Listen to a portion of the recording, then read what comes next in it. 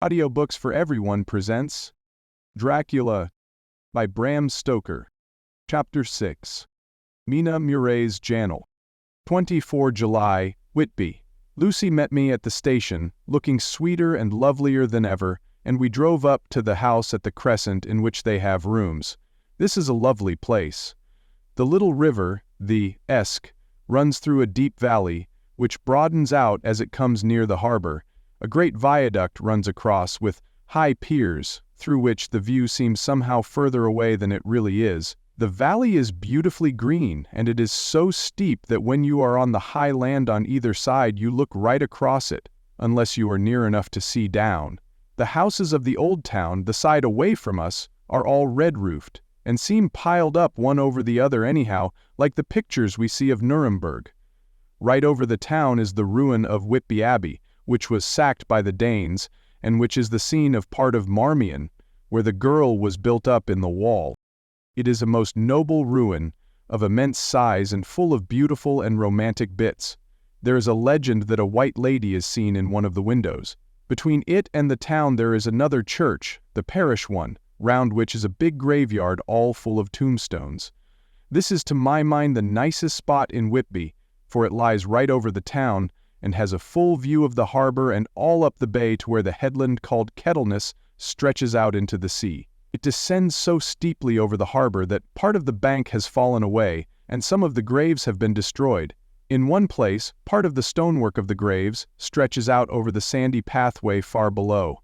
There are walks, with seats beside them, through the churchyard, and people go and sit there all day long looking at the beautiful view and enjoying the breeze.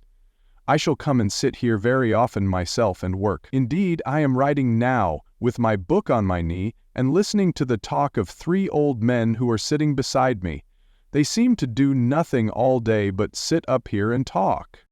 The harbor lies below me with, on the far side, one long granite wall stretching out into the sea, with a curve outwards at the end of it, in the middle of which is a lighthouse. A heavy seawall runs along outside of it. On the near side the seawall makes an elbow crooked inversely, and its end too has a lighthouse. Between the 2 piers there is a narrow opening into the harbor, which then suddenly widens. It is nice at high water, but when the tide is out, it shoals away to nothing, and there is merely the stream of the Esk, running between banks of sand with rocks here and there. Outside the harbor on this side there rises for about half a mile a great reef, the sharp edge of which runs straight out from behind the south lighthouse. At the end of it is a buoy with a bell, which swings in bad weather, and sends in a mournful sound on the wind. They have a legend here that when a ship is lost, bells are heard out at sea. I must ask the old man about this. He is coming this way. He is a funny old man. He must be awfully old, for his face is all gnarled and twisted like the bark of a tree. He tells me that he is nearly 100, and that he was a sailor in the Greenland fishing fleet when Waterloo was fought. He is, I am afraid, a very skeptical person, for when I asked him about the bells at sea and the white lady at the Abbey, he said very brusquely, "I wouldn't fash mazell about them, miss. Them things be all wore out. Mind, I don't say that they never was, but I do say that they wasn't in my time. They be all very well for cummers and trippers and the like, but not for a nice young lady like you. Them feet folks from York and Leeds that be always eatin' cured herrin's and drinkin' tea and lookin' out to buy cheap jetwood creed aught. I wonder, Mazel, who'd be bothered tellin' lies to them, even the newspapers, which is full of fool talk." I thought he would be a good person to learn interesting things from, so I asked him if he would mind telling me something about the whale fishing in the old days. He was just settling himself to begin when the clock struck 6, whereupon he labored to get up, and said, "I must gang agenwards home now, miss. My granddaughter doesn't like to be kept waitin' when the tea is ready, for it takes me time to crammel aboon the grees, for there be a many of 'em, and, miss, I lack belly timbers sairly by the clock." He hobbled away, and I could see him hurrying, as well as he could, down the steps. The steps are a great feature on the place. They lead from the town up to the church. There are hundreds of them, I do not know how many, and they wind up in a delicate curve. The slope is so gentle that a horse could easily walk up and down them. I think they must originally have had something to do with the abbey. I shall go home too. Lucy went out visiting with her mother, and as they were only duty calls, I did not go. They will be home by this. 1 August, I came up here an hour ago with Lucy, and we had a most interesting talk with my old friend, and the 2 others who always come and join him. He is evidently the Sir Oracle of them, and I should think must have been in his time a most dictatorial person. He will not admit anything and downfaces everybody. If he can't out-argue them, he bullies them and then takes their silence for agreement with his views. Lucy was looking sweetly pretty in her white lawn frock. She has got a beautiful color since she has been here. I noticed that the old men did not lose any time in coming up and sitting near her when we sat down. She is so sweet with old people. I think they all fell in love with her on the spot. Even my old man succumbed and did not contradict her, but gave me double share instead. I got him on the subject of the legends, and he went off at once into a sort of sermon. I must try to remember it and put it down. It be all fool talk, lock, stock, and barrel. That's what it be, and nowt else. These bands and wafts and bogos and bargos and bogos and all anentum is only fit to set bairns and dizzy women a belderin. They be nowt but air blebs. They and all grims and signs and warnin's be all invented by parsons and ilsome buke bodies and railway touters to skeer and scunner halflins and to get folks to do something that they don't other incline to. It makes me ireful to think of them. Why, it's them that, not content with printin' lies on paper and preachin' 'em out of pulpits, does want to be cuttin' 'em on the tombstones. Look here all around you in what air ye will. All them steens, holdin' up their heads as well as they can out of their pride, is a can't simply tumblin' down with the weight o' the lies wrote on 'em. Here lies the body, or sacred to the memory, wrote on all of them, and yet in nigh half of them there bean't no bodies at all. And the memories of them bean't cared a pinch of snuff about, much less sacred. Lies all of them. Nothing but lies of one kind or another. My Gog, but it'll be a quare scouterment at the day of judgment when they come tumblin' up in their death sarks, all jowped together and trying to drag their tombstones with them to prove how good they was. Some of 'em trimlin' and ditherin', with their hands that dozened and slippy from lyin' in the sea that they can't even keep their group of 'em. I could see from the old fellow's self-satisfied air and the way in which he looked round for the approval of his cronies that he was showing off, so I put in a word to keep him going. "Oh, Mr. Swales, you can't be serious. Surely these tombstones are not all wrong." "Yablins, there may be a poorish few not wrong, savin' where they make out the people too good, for there be folk that do think a balm bowl be like the sea, if only it be their own. The whole thing be only lies. Now look you here, you come here a stranger, and you see this Kirkgarth." I nodded, for I thought it better to assent, though I did not quite understand his dialect. I knew it had something to do with the church. He went on, "And ye consate that all these steans be a boon folk that be happed here, snod and snog." I assented again. "Then that be just where the lie comes in. Why, there be scores of these lay-beds that be tomb as old Dunn's bacca-box on Friday night." He nudged one of his companions, and they all laughed. "And my Gog, how could they be otherwise? Look at that one, the aftest abaft the beer bank. Read it." I went over and read, "Edward Spenceleg, Master Mariner, murdered by pirates off the coast of Andros, April 1854 A.E. 30. When I came back," Mr. Swales went on, "who brought him home, I wonder, to hap him here? Murdered off the coast of Andros? And you consated his body lay under? Why, I could name ye a dozen whose bones lie in the Greenland seas above," he pointed northwards, "or where the currents may have drifted them. There be the steens around ye. Ye can, with your young eyes, read the small print of the lies from here.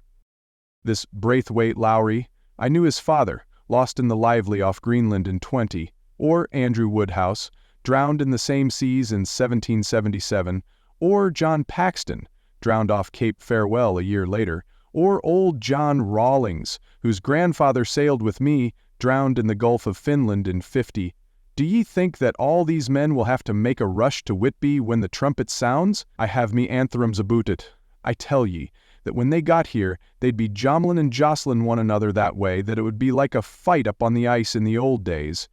when we'd be at one another from daylight to dark and trying to tie up our cuts by the light of the aurora borealis." This was evidently local pleasantry, for the old man cackled over it, and his cronies joined in with gusto. "But," I said, "surely you are not quite correct, for you start on the assumption that all the poor people, or their spirits, will have to take their tombstones with them on the day of judgment. Do you think that will be really necessary?" "Well, what else be they tombstones for? Answer me that, miss." "To please their relatives, I suppose." "To please their relatives, you suppose?" This he said with intense scorn. "How will it pleasure their relatives to know that lies is wrote over them, and that everybody in the place knows that they be lies?" He pointed to a stone at our feet, which had been laid down as a slab, on which the seat was rested, close to the edge of the cliff. "Read the lies on that Thrufstein," he said.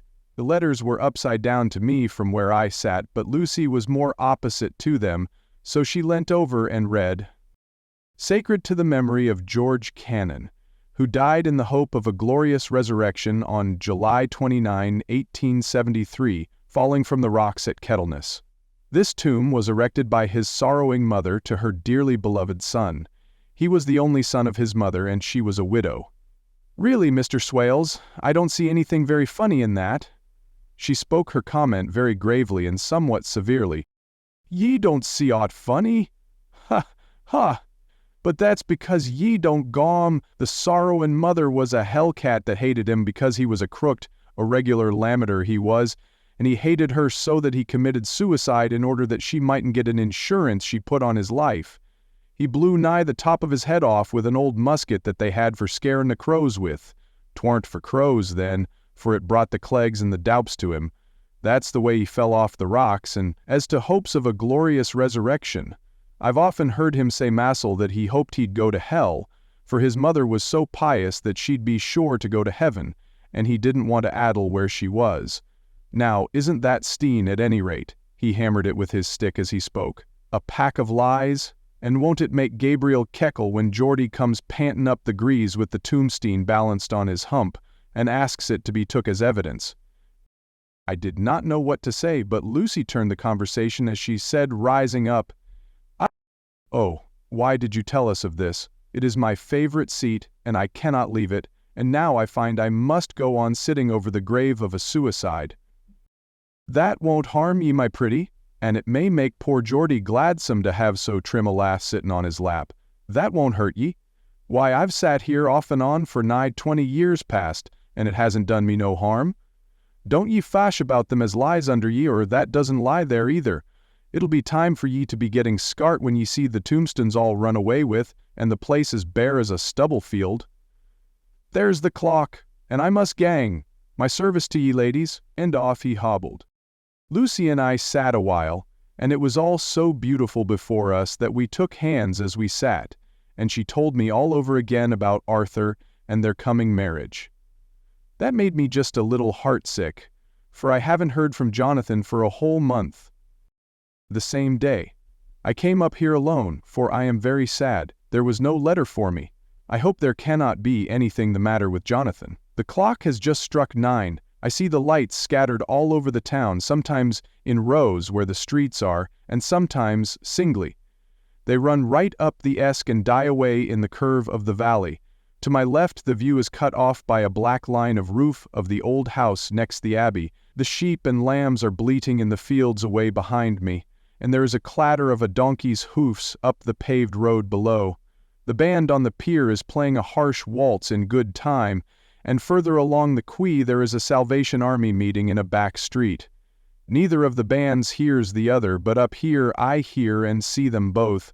I wonder where Jonathan is and if he is thinking of me. I wish he were here. 5 June. The case of Renfield grows more interesting the more I get to understand the man.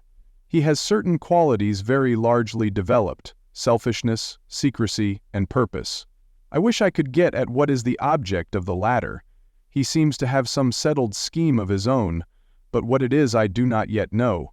His redeeming quality is a love of animals, though, indeed, he has such curious turns in it that I sometimes imagine he is only abnormally cruel. His pets are of odd sorts. Just now his hobby is catching flies. He has at present such a quantity that I have had myself to expostulate. To my astonishment he did not break out into a fury, as I expected, but took the matter in simple seriousness. He thought for a moment, and then said, "May I have 3 days? I shall clear them away." Of course, I said that would do. I must watch him.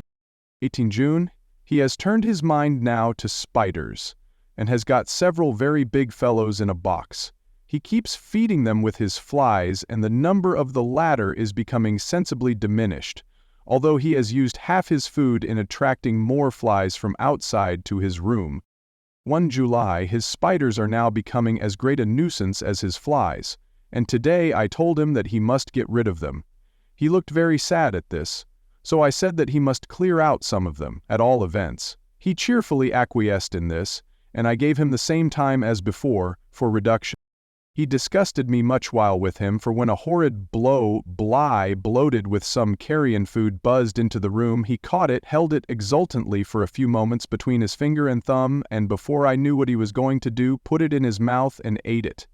I scolded him for it, but he argued quietly that it was very good and very wholesome, that it was life, strong life, and gave life to him. This gave me an idea, or the rudiment of one. I must watch how he gets rid of his spiders. He has evidently some deep problem in his mind, for he keeps a little notebook in which he is always jotting down something. Whole pages of it are filled with masses of figures, generally single numbers added up in batches, and then the totals added in batches again, as though he were focusing some account, as the auditors put it. 8 July. There is a method in his madness, and the rudimentary idea in my mind is growing. It will be a whole idea soon, and then, oh, unconscious cerebration, you will have to give the wall to your conscious brother. I kept away from my friend for a few days, so that I might notice if there were any change. Things remain as they were, except that he has parted with some of his pets, and got a new one. He has managed to get a sparrow, and has already partially tamed it. His means of taming is simple, for already the spiders have diminished. Those that do remain, however, are well fed, for he still brings in the flies by tempting them with his food. 19 July. We are progressing. My friend has now a whole colony of sparrows, and his flies and spiders are almost obliterated. When I came in, he ran to me and said he wanted to ask me a great favor, a very, very great favor, and as he spoke he fawned on me like a dog. I asked him what it was, and he said, with a sort of rapture in his voice and bearing, "A kitten, a nice little sleek playful kitten, that I can play with and teach and feed, and feed and feed." I was not unprepared for this request, for I had noticed how his pets went on increasing in size and vivacity, but I did not care that his pretty family of tame sparrows should be wiped out in the same manner as the flies and the spiders, so I said I would see about it, and asked him if he would not rather have a cat than a kitten. His eagerness betrayed him as he answered, "Oh yes, I would like a cat. I only asked for a kitten lest you should refuse me a cat. No one would refuse me a kitten, would they?" I shook my head and said that at present I feared it would not be possible, but that I would see about it. His face fell, and I could see a warning of danger in it, for there was a sudden fierce, sidelong look which meant killing. The man is an undeveloped homicidal maniac. I shall test him with his present craving and see how it will work out. Then I shall know more. 10 p.m. I have visited him again and found him sitting in a corner brooding. When I came in, he threw himself on his knees before me and implored me to let him have a cat, that his salvation depended upon it. I was firm, however, and told him that he could not have it, whereupon he went without a word and sat down, gnawing his fingers in the corner where I had found him. I shall see him in the morning early. 20 July. Visited Renfield very early before the attendant went his rounds. Found him up and humming a tune. He was spreading out his sugar, which he had saved, in the window, and was manifestly beginning his fly-catching again, and beginning it cheerfully and with a good grace. I looked around for his birds, and not seeing them, asked him where they were. He replied without turning round that they had all flown away. There were a few feathers about the room, and on his pillow a drop of blood. I said nothing, but went and told the keeper to report to me if there were anything odd about him during the day. 11 a.m. The attendant has just been to me to say that Renfield has been very sick and has disgorged a whole lot of feathers. "My belief is, doctor," he said, "that he has eaten his birds, and that he just took and ate them raw. 11 p.m. I gave Renfield a strong opiate tonight, enough to make even him sleep, and took away his pocketbook to look at it. The thought that has been buzzing about my brain lately is complete, and the theory proved. My homicidal maniac is of a peculiar kind. I shall have to invent a new classification for him, and call him a zoophagious life-eating maniac. What he desires is to absorb as many lives as he can, and he has laid himself out to achieve it in a cumulative way. He gave many flies to one spider, and many spiders to one bird, and then wanted a cat to eat the many birds. What would have been his later steps? It would almost be worthwhile to complete the experiment. It might be done if there were only a sufficient cause. Men sneered at vivisection, and yet look at its results today. Why not advance science in its most difficult and vital aspect, the knowledge of the brain? Had I even the secret of one such mind, did I hold the key to the fancy of even one lunatic, I might advance my own branch of science to a pitch compared with which Burton Sanderson's physiology or Ferrier's brain, acknowledge, would be as nothing. If only there were a sufficient cause. I must not think too much of this, or I may be tempted. A good cause might turn the scale with me, for may not I too be of an exceptional brain, congenitally? How well the man reasoned. Lunatics always do within their own scope. I wonder at how many lives he values a man, or, if at only one. He has closed the account most accurately, and today begun a new record. How many of us begin a new record with each day of our lives? To me it seems only yesterday that my whole life ended with my new hope, and that truly I began a new record. So it will be, until the great recorder sums me up and closes my ledger account with a balance to profit or loss. Oh, Lucy, Lucy, I cannot be angry with you, nor can I be angry with my friend whose happiness is yours. But I must only wait on hopeless and work. Work. If I only could have as strong a cause as my poor mad friend there, a good, unselfish cause to make me work, that would be indeed happiness. Mina Murray's Journal, 26 July. I am anxious, and it soothes me to express myself here. It is like whispering to oneself and listening at the same time. And there is also something about the shorthand symbols that makes it different from writing. I am unhappy about Lucy and about Jonathan. I had not heard from Jonathan for some time and was very concerned. But yesterday, dear Mr. Hawkins, who is always so kind, sent me a letter from him.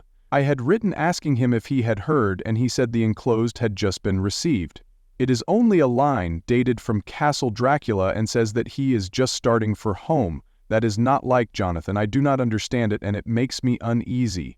Then too, Lucy, although she is so well, has lately taken to her old habit of walking in her sleep.